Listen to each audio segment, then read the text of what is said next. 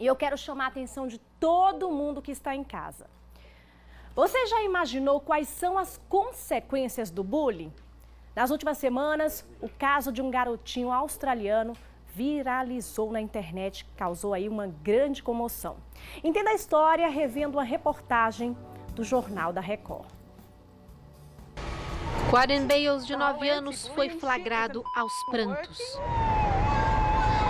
Eu quero que alguém me mate agora, diz o menino. Pais, eduquem seus filhos. Esse é o efeito do bullying, disse a mãe do garoto. Quaden nasceu com uma condição chamada acondroplasia, um tipo de nanismo que possui características físicas mais acentuadas. A mãe do garoto disse que o bullying com o filho é diário e que ele já tentou suicídio várias vezes. Mas a vida dele mudou depois que o vídeo viralizou e gerou uma campanha para aumentar a conscientização sobre os impactos do bullying. Vamos ser gentis uns com os outros, disse o ator Hugh Jackman, que ainda mandou um recado. Quaden, você é mais forte do que imagina e tem um amigo aqui. O comediante Brad Williams, que tem o mesmo nanismo, criou uma vaquinha virtual para levar Quaden a um famoso parque de diversão.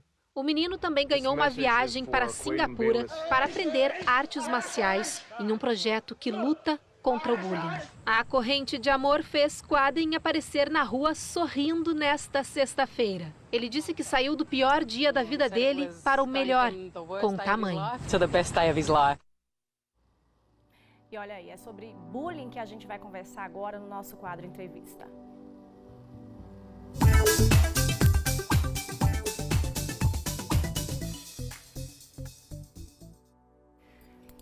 E olha só, estou aqui recebendo a psicóloga Luciana Mendonça, que vai falar conosco sobre esse assunto. Boa tarde, bem-vinda ao nosso programa. Muito obrigada pelo convite, estou muito satisfeita de estar aqui. Nós que agradecemos.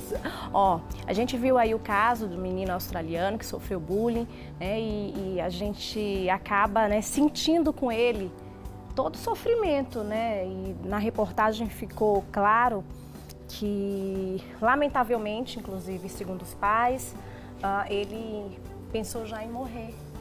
Então, é um sofrimento muito grande para quem passa pelo bullying, né? E ele, exatamente por ter o nanismo, e outras pessoas também por diversas características ou algo que, né, as pessoas acabem pegando como um ponto para poder deixar a pessoa mal, né? O que é que a gente pode fazer? Como é que a gente pode mudar? Por exemplo, os pais.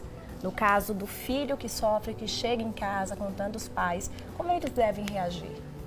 Em primeiro lugar, é raro que o filho, esse menino, ele chegou a contar, né? Chegou a mãe, na verdade, surpreendeu ele chorando na escola. Sim. E já estava num nível elevado de bullying, tanto que ele estava com a ideação já suicida. Sim. Mas, no geral, não é assim que acontece. As crianças e adolescentes, elas não relatam aos pais, porque elas sofrem com muita vergonha e muitas vezes não têm essa proximidade, essa intimidade de chegar e contar para os pais, sim, certo? O que deve se observar, o que os pais podem fazer é observar o comportamento do seu filho, da criança, se há uma mudança de comportamento, sim, né? Se, por acaso, ele começar a ficar mais silencioso, ficar mais isolado em casa ou mesmo no colégio, às vezes um decréscimo de notas, né? E também crises de choro, né? Isso mostra que uma resistência ao colégio. Então, algumas crianças começam a apresentar essa resistência de ir para a escola. E isso é um sinal de alerta, de que algo de errado está acontecendo. É bom os pais irem até a escola, acompanharem, saber o que está acontecendo, né? Nesse caso, sim. Porque muitas vezes, como você citou, eles não chegam a contar o que realmente está passando, né? E nós temos algumas dicas para você de casa. Antes dessas dicas, eu gostaria que a senhora falasse exatamente sobre a agressão, que muitas vezes ela é verbal, né? Ela não chega a se tornar uma agressão física, mas ela mexe tanto quanto uma física? Sim, a agressão verbal, às vezes, muitas vezes ela que chama violência psicológica, né? a agressão verbal, muitas vezes ela é mais danosa ainda do que um tapa, uma rasteira que se tome. Então, a agressão verbal persistente, porque para ser enquadrado como bullying, então não pode ser um episódio único, né? Então, um episódio único pode ser tido como uma agressão isolada, sim, mas isso tem que ser uma ação repetitiva, né? E contra a mesma pessoa. Pode ser executada por uma pessoa única ou por um grupo de pessoas, sim, né? E isso sendo perpetuado ali persistentemente, né? E muitos podem até achar que é uma brincadeira, né? Mas é uma, sim, brincadeira de mau gosto, né? Então, sim, tem que ter cuidado com o tipo de brincadeira que você vai tirar com seu coleguinha, para não machucar o coleguinha, né? Exato, e você estava falando de empatia no começo. Verdade. Você estava falando de empatia, que isso é uma coisa muito boa de se treinar, de se desenvolver nas crianças, nos adolescentes, que é o se colocar no lugar do, sim, outro, sim, não é? Então, a prevenção do bullying, ela passa muito por isso, por você desenvolver empatia e por você também aceitar as diferenças. Porque as pessoas que são vítimas de bullying, se você for observar, esse menino, ele tinha um nanismo, certo? É um caso que caiu, viralizou, então tomou uma proporção grandiosa, mas quantos casos silenciosos, sim, que acontecem, pessoas que se cortam em casa, começam a se mutilar, entram e desenvolvem transtornos depressivos, de ansiedade e passam anonimamente, né? Então, isso aí tem que ser observado. É verdade. E quais são as consequências do bullying? Exatamente, quando uma criança passa por um bullying que não é logo identificado, porque quando é identificado, quando os pais percebem, eles buscam a escola. Em geral, as escolas elas têm uma conduta de inibir, elas não compactuam com o bullying. No geral, sim. E aí é bem importante o papel das escolas de estarem fazendo essas palestras, essas conscientização com os alunos, né? De valorizar as diferenças, porque, sim, na verdade somos todos únicos, somos todos diferentes. Poderia ser um nanismo, mas poderia ser uma questão de orientação sexual, poderia ser uma questão de cor da pele, sim, né? De altura. Então, desculpa, me perdi. Sobre exatamente as consequências, né? As consequências. Então, quando isso é no começo, certo? Pode não ter grandes consequências, verdade, porque vai ser inibido. Então, o bullying vai ser cessado. Mas se isso é prolongado por algum tempo, alguns transtornos psiquiátricos podem ser desenvolvidos, transtorno de ansiedade, depressão, mutilação, como eu falei para você, e no máximo que já aconteceu mesmo casos, sim, de suicídio. Lamentavelmente, né? E nós temos aí algumas dicas, né, para os papais, para as mamães, que são dicas de indícios que a criança está sofrendo bullying, né? Então, a primeira aí, falta de interesse pela escola, né? Sim, porque a criança não vai mais ter interesse de estar indo para uma escola onde ela está sofrendo, né? Ela começa a desgostar e muitas vezes é uma criança até que é boa aluna, que as vítimas de bullying em geral não são pessoas maldosas, não são pessoas com um perfil ruim, são bons alunos, mas eles acabam desgostando da escola. Tendo um desinteresse, uhum, né? Vamos a mais um indício.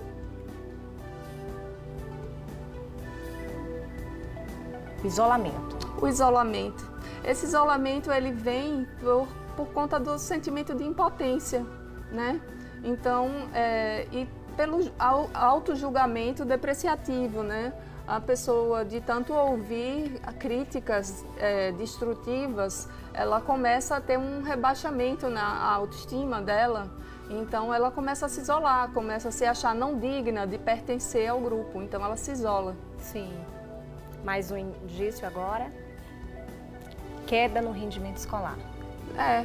Exatamente, porque não vai ter uma concentração igual como antes, não vai ter um interesse pela escola como antes. É uma pessoa que já está isolada, provavelmente não vai continuar estudando como antes. Sim, mais um indício. falta de autoestima. A falta de autoestima que eu falei, né? Ela começa a questionar. Às vezes uma pessoa que não tem não tinha nenhum problema, por Sim. exemplo, com a cor da sua pele, nem com o seu cabelo, né? Ela estava bem, não estava sentindo nenhum incômodo. Mas as pessoas começam a apontar: o seu cabelo é pichainho, o seu cabelo é de vassoura, ou você é fala da cor da pele, ou fala do trejeito, se alguém, por exemplo, é homossexual. Então a pessoa começa a achar que tem algo de errado com ela, que ela está esquisita, e isso vai afetando a estima, assim, dela. E mais um indício. Ataques de fúria e impulsividade.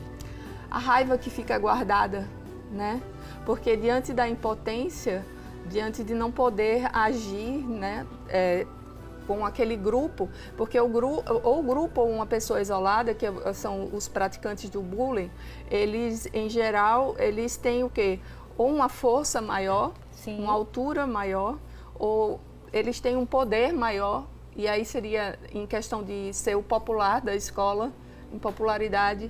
Então, a pessoa se sente impotente diante de reagir, mas aquela indignação, a raiva, ela fica guardada, né? E uma hora aquilo vai eclodir.